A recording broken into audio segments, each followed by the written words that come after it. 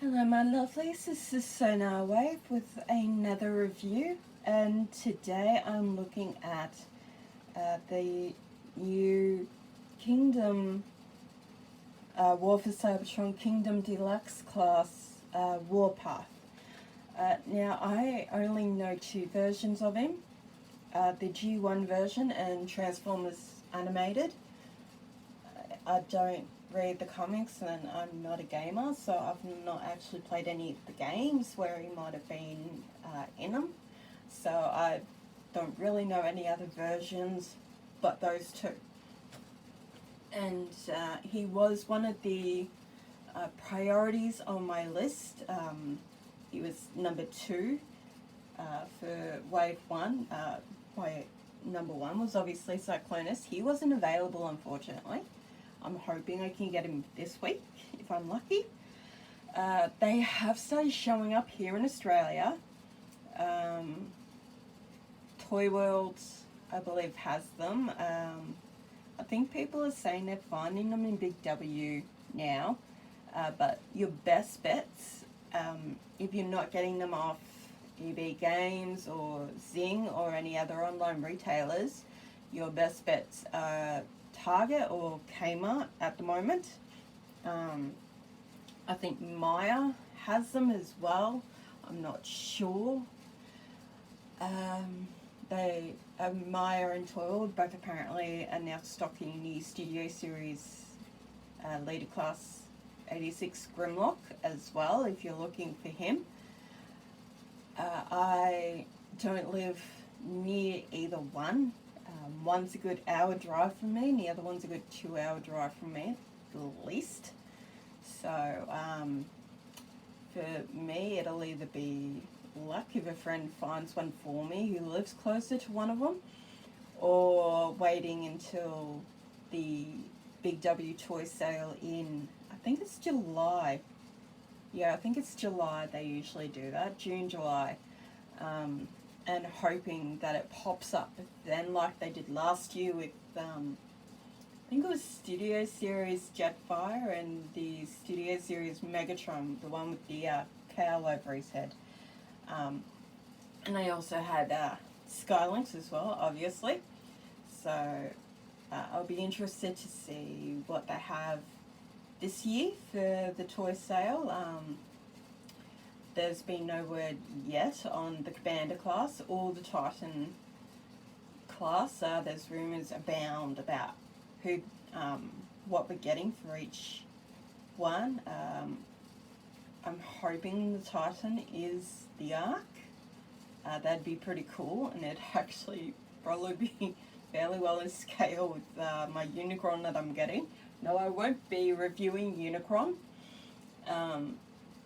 For one thing, he is massive. 2, I just don't have the room or the facilities to do a review that big. It's not something I can do right now. But I do know that most other reviewers will be doing reviews of him. Optibonomus is one. So yeah, there'll be plenty of people doing reviews of him. So you'll get to see plenty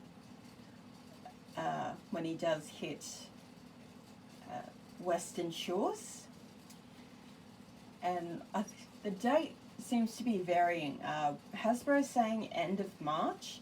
My store that I pre-ordered him from here in Australia still has him currently listed for the 15th of March. So whether they just haven't updated yet or not, I don't know.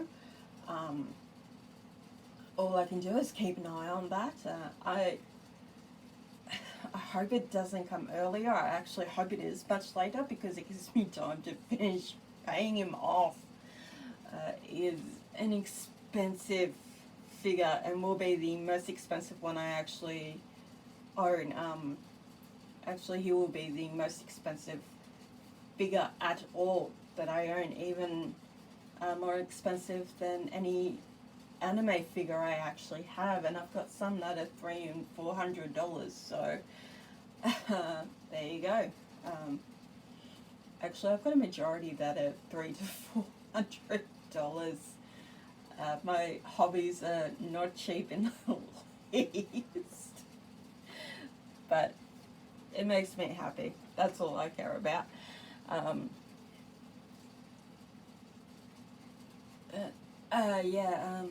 hoping to get Cyclonus this week. Grimlock will be luck of the draw, really. I know people are saying Rodimus Prime will be the commander class, and this is purely my opinion, so please don't come attacking me, because I will tell you where to go if you do. I'm entitled to my opinion, and whether you like it or not, well, I don't think he should be commander class. I think it's too big for him. I think he's not meant to be bigger than Ultra Magnus. He was never meant to be larger than Ultra Magnus. He was about the same size as Optimus. And Optimus wasn't actually bigger than Ultra Magnus. If they'd actually done the accurate drawings, he was either around the same size as Ultra Magnus in terms of height, or he was just a bit shorter, but Ultra Magnus was much broader than either of them. In fact, Cyclonus was about the same height and same width as Ultra Magnus, I believe. But Rodimus wasn't meant to be larger than him, so I don't think he should be commander class. It'll be way too big. I can see him as a leader, adding on the trailer for him and making the Space Winnebago, but commander class, no, I don't think he should be commander class. I really, really don't. What they could use instead, I don't know, but I don't think he should be anything larger than a leader class. It wouldn't scale right, to be honest, but that's my opinion, those are my feelings. Yeah. But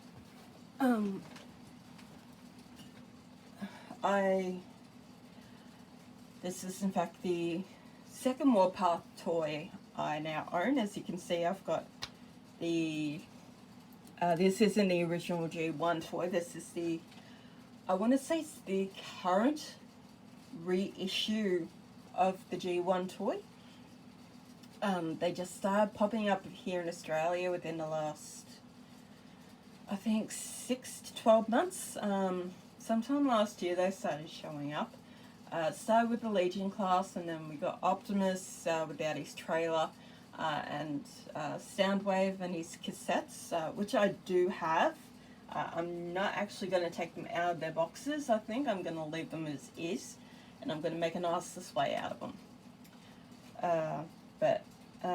Yeah, this is the reissue, the current reissue of him, and I just got to say that I am absolutely stunned at the accuracy of what they have done.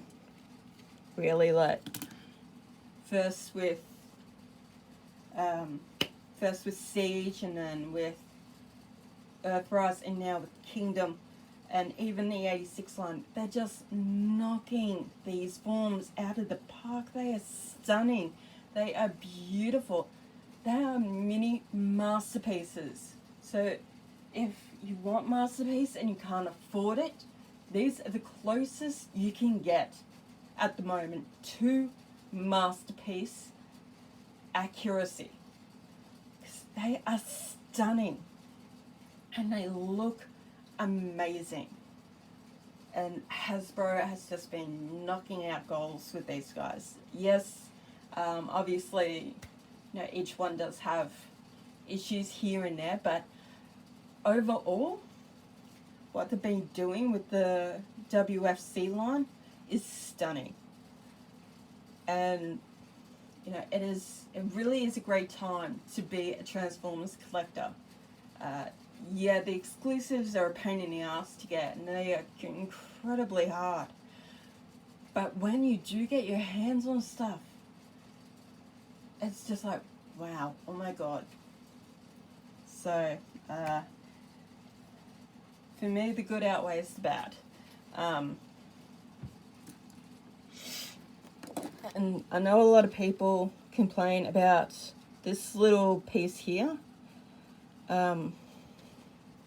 I know it's annoying to a lot of people, but as you can see, it does help to keep this section here more tightly compacted. It stabilizes it, I guess, would be the best way to say that. As you can see, when you take it away, it starts to become gappy. So really it's a personal choice about whether you want to keep this part on him or not. Either way, you can't go wrong, really. It's truly up to you. You're not wrong whatever you do, so don't let anyone tell you otherwise.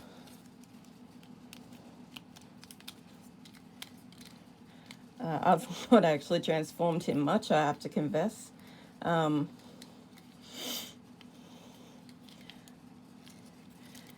not sure if I'll actually remember how.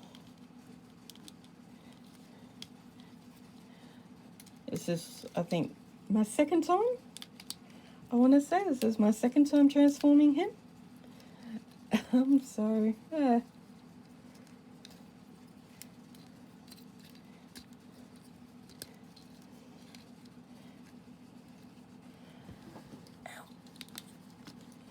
I had my leg pressed up against the drawer. No drama.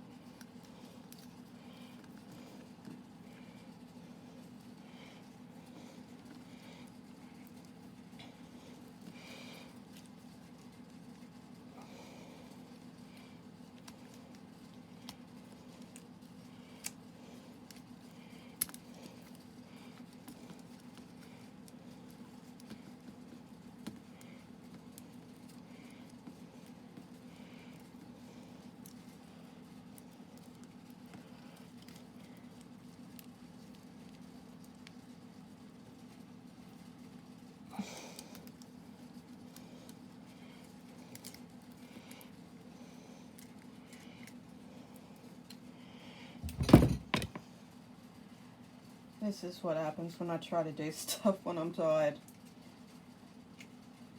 All sorts of mishaps.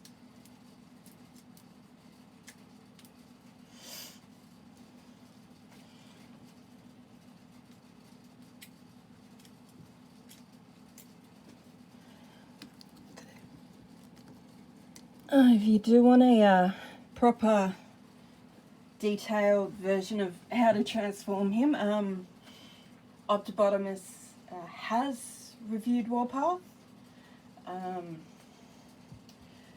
he does go from vehicle to robot and back again, so if you're stuck going from one to the other and or vice versa, you can actually look that up for him and figure out how to do it.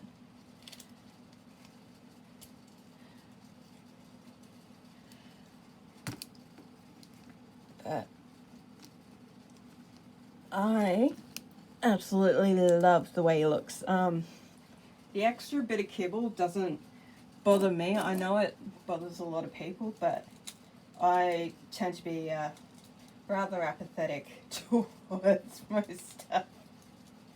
I've found I just really don't care. Don't know why, I don't. It's just the way I am. I'm just meh. is what it is. But that's just me. And there he is next to his teeny tiny self. I know he was also a bit of a fan of making absolutely horrid puns in G1 when he was fighting Blitzwing on, I think it was in the SOS Dinobot episode. Or was it Dinobot Island? I don't remember. It was one of them. And he was firing shells at Blitzwing, and he, as he's coming down the hill, he says, "Thank you." Like, really? You just had to go there? So, but here he is next to the, I don't remember if this is Powered the Primes or Titan's Return Beachcomber. But I always believe these two are probably the closest of friends, because it was Warpath who came to Beachcomber's rescue when Blitzwing was attacking Beachcomber, who, like First Aid, is a pacifist and cannot stand the idea of fighting, of violence. He doesn't enjoy it. So I believe he does have weapons, he just doesn't like to use them.